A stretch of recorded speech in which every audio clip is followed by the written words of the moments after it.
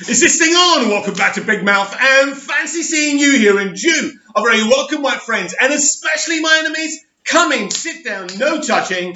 I don't do the touching. Are you feeling charitable? Then smash the subscribe button and the like button, and please do follow me on Twitter at Movies TV Mad, where there's fun to be had. Welcome to Thursday's edition of the DC Multiverse Daily, the worlds of DC. We touched on this a little bit on yesterday's DC Multiverse Daily.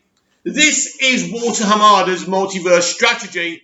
This idea was in place from the moment Walter Hamada came in, and they said to Walter, what can we do with this mess now?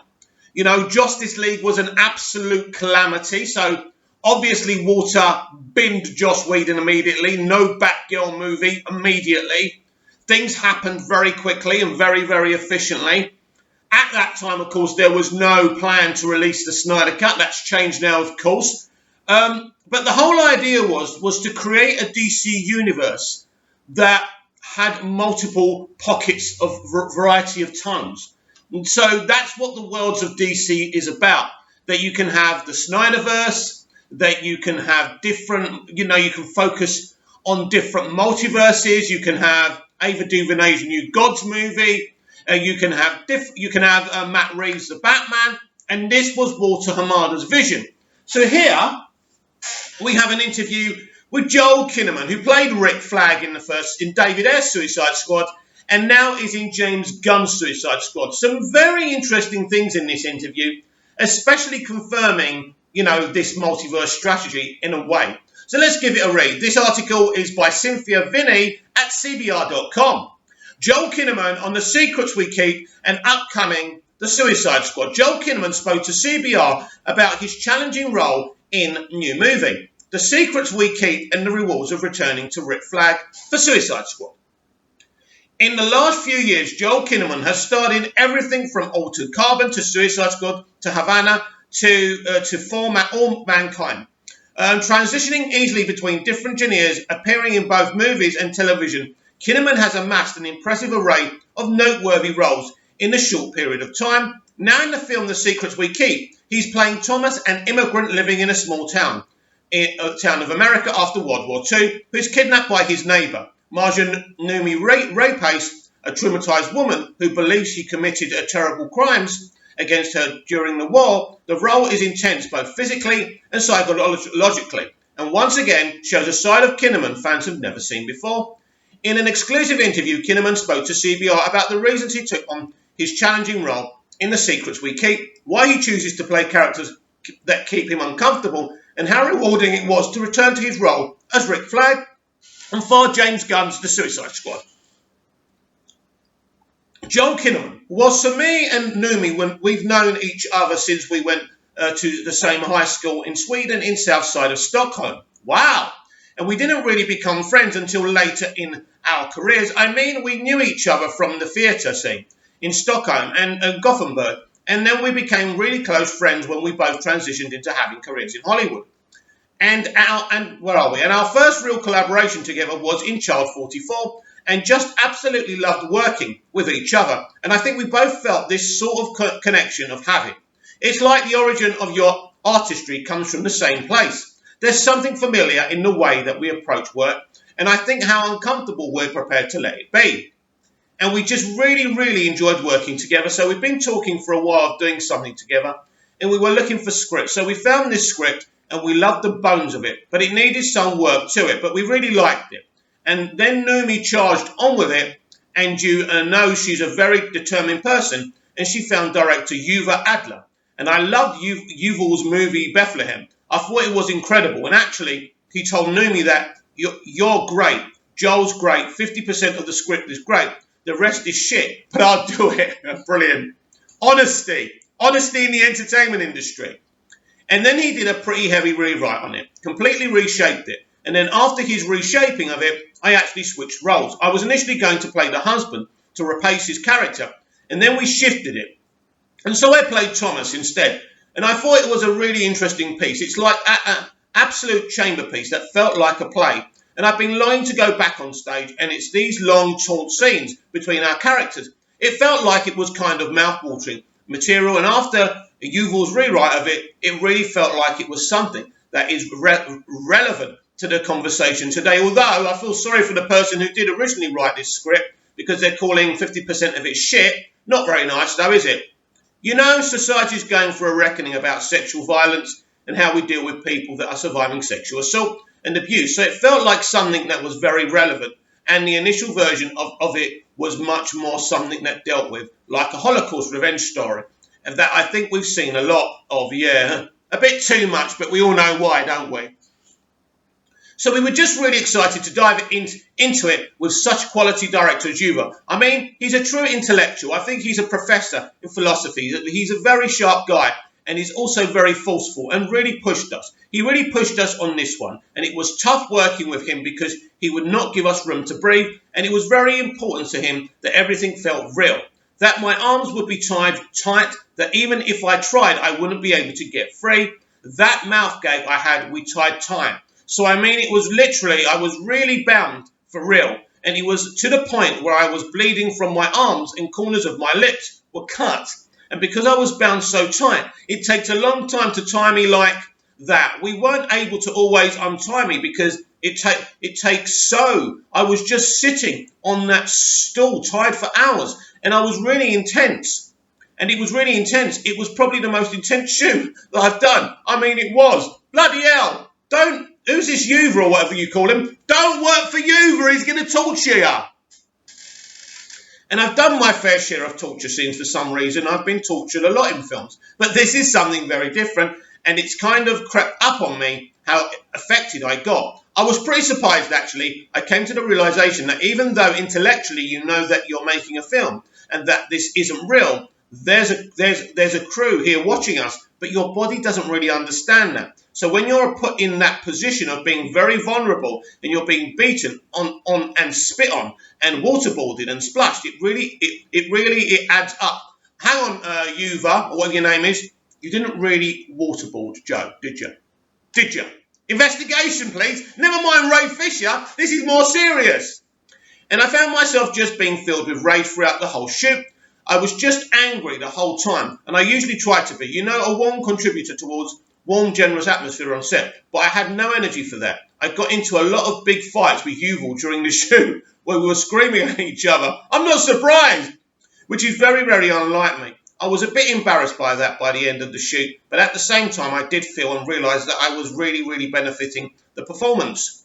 And the whole shoot, all the emotions were like right on the edge. It was right up there, and I never had to search for anything. It was all right there. And I felt very emotionally explosive during the whole shoot. It's really funny. Look, I know a lot of this is unrelated to the DCEU, but it's interesting to read what a DC actor is having to say about another project. Now, this is interesting. This is an actor who was tied up properly. His arms were bleeding. The sides of his mouth were bleeding from the gag being tied too tight, because this director literally is an authentic director, right? But why doesn't Joe Kinnaman want to take action against this studio and this director? This must be much worse than Joss Whedon did to the crew of the Justice League reshoots. It's interesting. One of the reasons I'm reading this part of the interview as well. So it looks like Joe's a bit of a pro, right? Imagine, Ray Fisher, if you were on the set of The Joker with Joaquin Phoenix. You'd complain about him too, and this is the point, isn't it? And then also, you know, shooting with someone like Numi, that I know so well, but also her capacity is so immense. So, you know, it felt very real in that room for a long period of time. And it was almost eerie, so it was a real experience. I think both Numi and I felt towards the end of the shoot that we were kind of losing it a little bit. I'm not surprised. I was really happy when it was over. See what I mean? The difference in mentality between this guy and Ray Fisher. I felt really good about it, but I was really happy when it was over. It was a huge relief. The director's literally torturing him. You see what I mean? It makes Ray Fisher's claims sound dumb, right? Anyway. Why did you switch roles from the husband to the other character? I saw the challenge in that, and I just felt that that's the challenge that I wanted. And I just wanted something that was going to be really emotionally substantial. I wanted something that was really complex. The husband's still a great role, and Chris Messina did an incredible job with it. He really is phenomenal. It was also the scenes between Numi and me for that. That was the challenge that I wanted. Yeah, I try to do things that I feel like I haven't done before. I try to do different things that draw me in for different reasons. I really enjoy doing action and physical stuff, but I also come from a much more of a theatre world.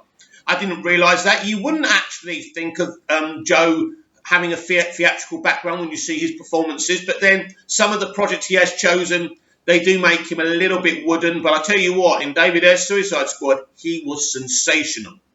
So come from much more of a theatre world. That's how I made my bones. How I started my career was on stage and then with Swedish dramatic films. So I really like to mix it up. Wow. I like to do different things that employ different sides of me. And I felt like I was really longing to do more of an auteur-driven film. I wanted to do a film with a strong director's vision and something more just purely character-based. Not so much concept, but really around the character and the relationship. So I did this film and then also Sound of Philadelphia, and I think it's going to change its name to Sons of Philadelphia. And I did those with a few months in between, and I just got a lot out of it, and I thought that's what I needed as well. I keep evolving. I think it's a combination of different factors that play into why you choose something. You know, on the one hand, it's because you want a certain kind of challenge or you want to do something for your career, but you haven't done before. I think it's also really important to keep yourself a little bit uncomfortable. I think you need to live 10% outside of your comfort zone to not stagnate. It's so important as an artist to continue to be on somewhat unstable ground. You need to go to a place. It has to be a little scary or you're not going to be challenged. And if you do too many things in a row where you're not being challenged, then you're going to start to stagnate. So you need to put yourself in an uncomfortable spot. I think that's also why I had a few lead roles in a row. And I think I needed to do something that was a little uncomfortable. Maybe I got a little comfortable there. Not anymore, hey Joe. You starred in the first season of Altered Carbon and Hannah, but both continued in their second seasons without you this year. Did you miss being a part of those series? No, because both projects, he's damn honest, isn't he? It was always intended to be a one-season deal. That was completely in the psychology of doing it for me. It's felt like both of those two projects, it's like doing a novel or doing a long feature film in the same way as I do a film. I don't expect to do another one. And then in Hannah, it was very clear ending. And so it in Altered Carbon that the concept was always that a new actor would play the character for each season. I was disappointed to see Altered Carbon get cancelled. I was hoping that they would get more seasons, and I think it would have been cool to have seen that concept really come to fruition with seeing several seasons with other actors. Talking on the role, but it's not something that I think that much about. I don't try to dwell on any work that I've done in the past. I kind of look forward. I take the lessons that needed to be learned from each job, then you move forward.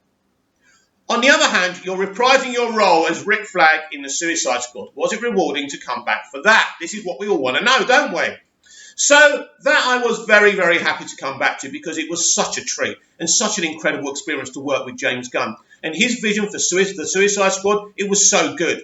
And when I got the script sent to me, it's so funny, like every page made me laugh. I was sitting at home reading it, laughing out loud. Interesting, right? Every page made him laugh out loud. We're going to discuss that. You know, we had a great time shooting the first one, but this was something really special. I've never done a comedy before, and this felt like my first comedy.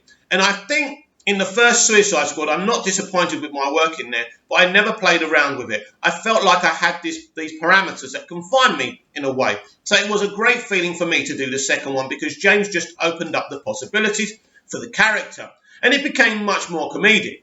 And he really taught me how to find the comedy and where the opportunities for that was. And so it was a great learning experience. It was really fun. And both me and James, I think we had a great time working with each other on it. I can't wait for people to see that film. I think it's going to be so good. And everything I've heard, the studio is over the moon about the film. And Warner Brothers basically has very few notes, like almost no notes, on the director's cut, which is unheard of on a big movie. Wow. So let's pinpoint what he means by no notes. So not just Warner Brothers, because I know you anti-Warner Brothers people are going to dive into this. All studios basically look at a script and they'll say to the writer, director, or the writer or whatever, right, there's a note there, there's a note there. Don't like this, don't like this, don't like this, don't like this. Change that, make this more darker, more lighter, or whatever. This film barely had any notes. I assume the few notes this film did have was, please, James, can you dial dial it back a little bit because James can get very carried away, which is a good thing. He's a passionate guy. He's a very creative guy. But let's discuss the fact that he laughed in every section of reading this script. Now, he said he'd never done comedy before and he felt like he was doing a comedy. Now, I think anyone who's seen any James Gunn film knows that there's a lot of funny stuff in his movies. I don't think The Suicide Squad is a sitcom or a comedy. I'm interested to see that Joe says his character's more comedic in this film because we know from the first Suicide Squad he was very stout, he was very serious, he was very, very concerned about what was going on because of the position his character was in. Where this film, he seems to be having more fun, maybe he'll crack more jokes. I think there'll be more dour jokes, and as Joe said himself, finding the comedy in a situation, I think he means finding the comedy in a dramatic situation. We do that a lot in drama. You do it when you're writing any drama, whether it's a soap, whether it's a film or a TV series or a play.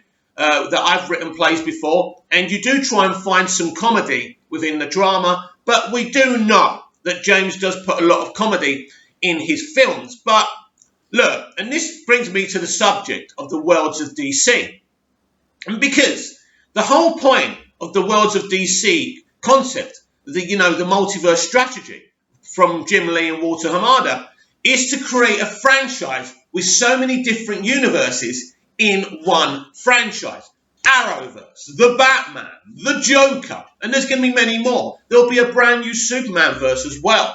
They are working on that and are waiting for the right time to announce that with J.J. Abrams. And this is the plan. So you've got the original DC EU, Man of Steel, BVS, Suicide Squad, all of those films, Wonder Woman, those films. But then, as I say, you've got the Batman, you've got the Joker.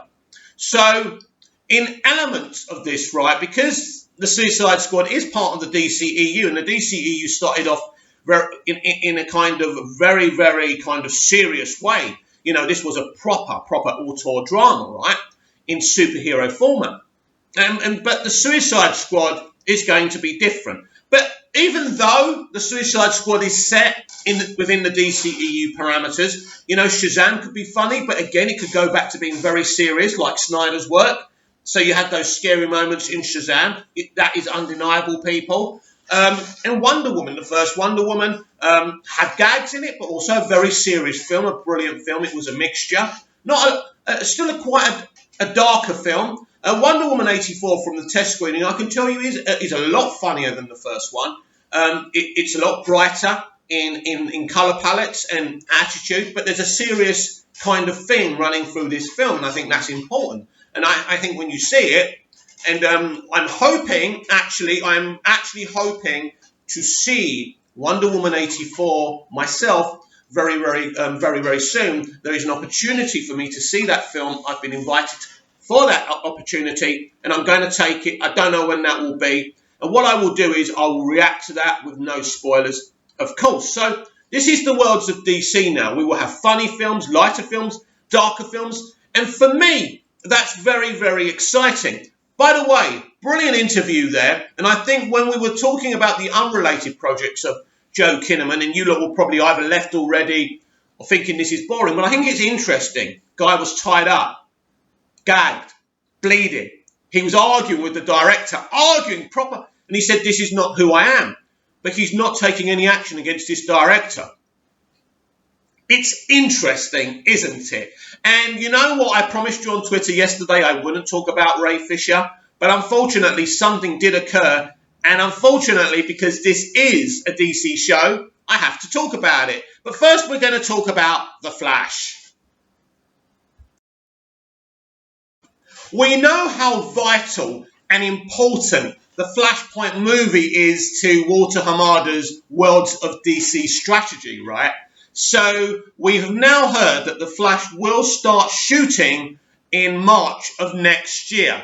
Now, what I will tell you about filming everywhere right now with COVID-19 is that even if there are global lockdowns, the world of entertainment will no longer stop. Because as long as you can prove to governments of the world that you are COVID safe in what you're doing, you can carry on. Because as we know, COVID isn't the Black Death. You don't walk into a room and start, touching your throat and you die, right? So we know that. And so everything carries on. The only way production can be stopped is like what happened with the Batman. If someone gets it and they're worried about other infections, they have to take a couple of weeks off, people self-isolate, then they come back again. So films will be delayed. And by the way, there was a rumour yesterday that the Batman is going to be delayed till 2022. The problem is it was just one site. I couldn't find it on the link site, so we're going to have to hold our breaths about that. I might be able to, shine more light on that on tomorrow's DC Multiverse Daily. So if you're not subscribed to this channel, keep subscribed because I will tell you everything, but not just tell you everything, with attitude and opinion. I am no sheep. So, Flashpoint, looking to start shooting in March. Very exciting. Now, this leads to this Ray Fisher article in The Wrap. Let's give it a read. I'm sorry, I did promise I won't talk about him anymore, but the thing is, he's there. The situation is in our faces, regrettably. Justice League star Ray Fisher went on Twitter attack after getting cameo offer in The Flash exclusive. Studio hasn't heard back from Fisher's team in months regarding the offer, Insider says. But let's read what the actual article says. Justice League star Ray Fisher went on his Twitter attack against director Joss Whedon in June after he was offered a small cameo role in the upcoming DC Comics movie, The Flash. The Wrap has learned. The film, which is aiming to begin production next year with Ezra Miller as the title character and Michael Keaton and Ben Affleck both returning as versions of Batman, is set to include a small role for Ray Fisher as the genetically enhanced superhero cyborg. According to two insiders with knowledge of the situation, Warner Bros. Has not heard back from Fisher's team since offering the small role back in June, and plans for a standalone cyborg movie has stalled. Development on that project, which was at one time slated to hit theatres in 2020, was paused towards the end of 2016, according to one insider. We know that already. A rep for Fisher sidestepped multiple questions about the Flash offer in terms of timing, size, and the state of negotiations. Mr. Fisher is and has been under contract with WB Pictures since 2014. Fisher's team at Paradigm Agency and Management 360 said in a statement, per the terms of that negotiated contract, the option to include Mr. Fisher as the character of Victor Stone, aka Cyborg, has always rested in the hands of WB Pictures. Actors cast in superheroes roles typically sign on for multiple films and have option clauses to cameo in other movies. So what is it? Is he in negotiations? Has he been made an offer? Or if he signed one of these deals that means sequels and stuff, he would have to be in it anyway, right? It's legal. He signed a contract. So I don't really understand. It's a bit contradictory, isn't it? On June 29th, shortly after the cameo offer, Fisher launched the first of a series of attacks on Whedon, who stepped in for initial Justice League director Zack Snyder on significant reshoot, and then on Warner Bros. For its handling of the 2017 film. First, the actor tweeted that he wanted to forcefully retract describing Whedon as a good guy during 2017 Comic-Con.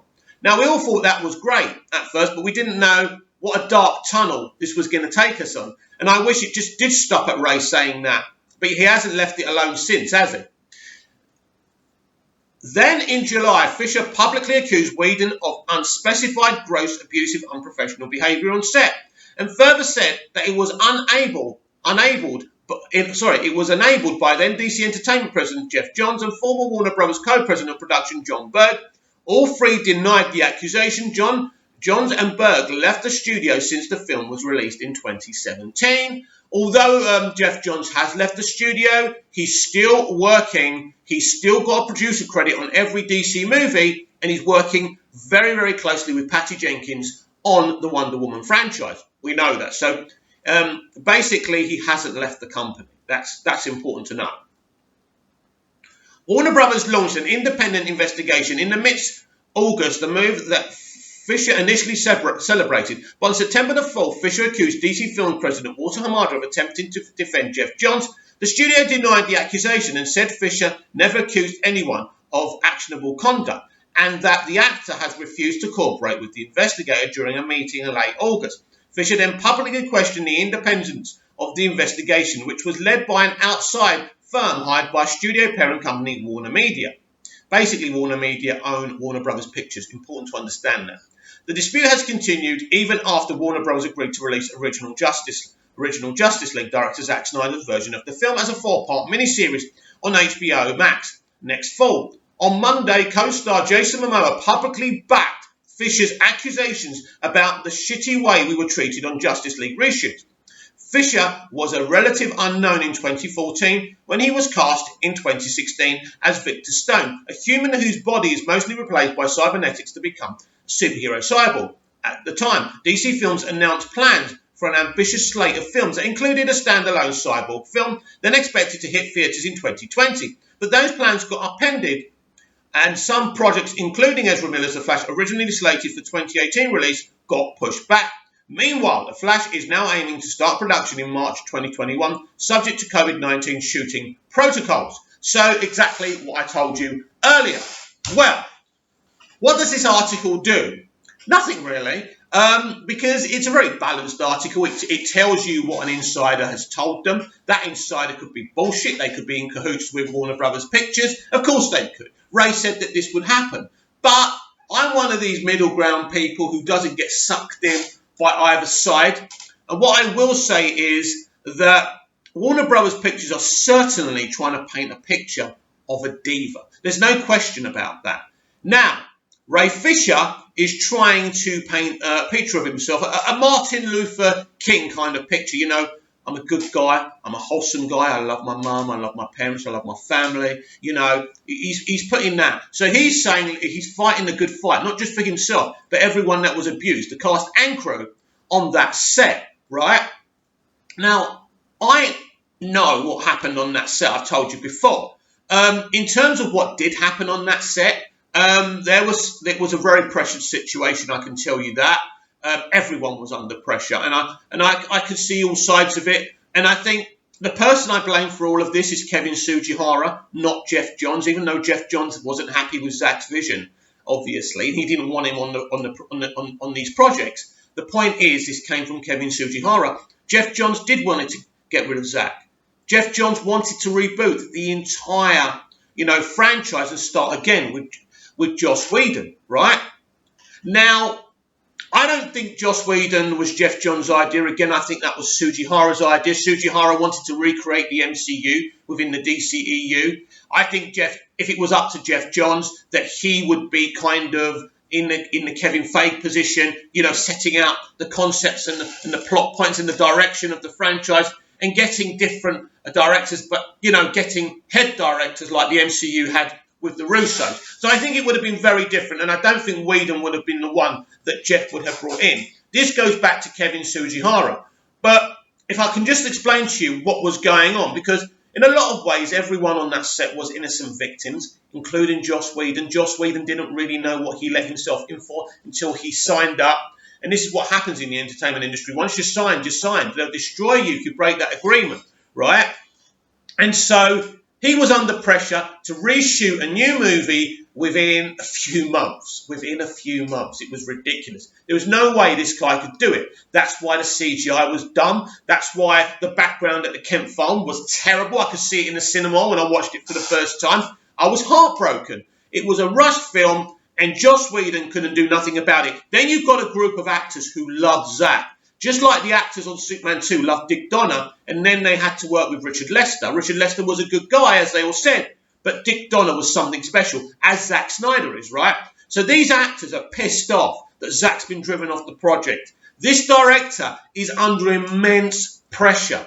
So they're all infighting. And the crew, the poor bastards, the crew, right, are getting it in the neck because time is of the essence. So everyone is at each other's throat because of one person, Kevin Sugihara, that doesn't get mentioned. He doesn't get mentioned because he's not there anymore. And he doesn't suit people's agenda. So we just keep on talking about Jeff Johns, Jeff Johns, Jeff Johns. This is Sugihara's fault from the beginning. If he listened to Jeff Johns and waited for Jeff to reboot the whole thing after they drove Zack off, and I don't agree with that because I love the Snyderverse. I'm just telling you, they would have got away with it. Probably there'll be no Snyder Cut now. So basically, Sujihara was always the issue, and J.J. Abrams made it clear if Sujihara was running the studio, he wouldn't come and do the deal with Warner Media. So they found a way to get rid of him, some kind of cock and ball story about him getting roles for some woman he slept with. Probably true, but that wasn't the reason they got rid of him. So basically, that's the story. I can't talk to you directly about the things that happen on that set because I just can't. It's not something I can divulge. It's something that could get me in a lot of trouble. But I do know what happened on that set. It wasn't great, but I can also tell you that those kind of things happen on a lot of sets. Doesn't make it okay. And we've just heard from Joe Kinnaman, who was bleeding on set. You see what I'm getting here? He admits arguing with his crazy director who wanted to make things look so real that they actually tied the poor fucker up. So it's interesting. Now, I want to read you Ray Fisher's reaction to this. I find this a very interesting response from Ray. Listen to this. Getting tagged in a trash article, being able to watch the article get universally flamed more easily because you were tagged, priceless. Well, accountability over entertainment. Well, that's his reaction. Can I just say one thing about that reaction that people haven't noticed? And I'm sure everyone trashed that article, but at the end of the day, it got a lot of views, and that's all they care about. So actually, Ray, you gave it what it wanted. But anyway, Ray, it's not a denial. There's no denial there.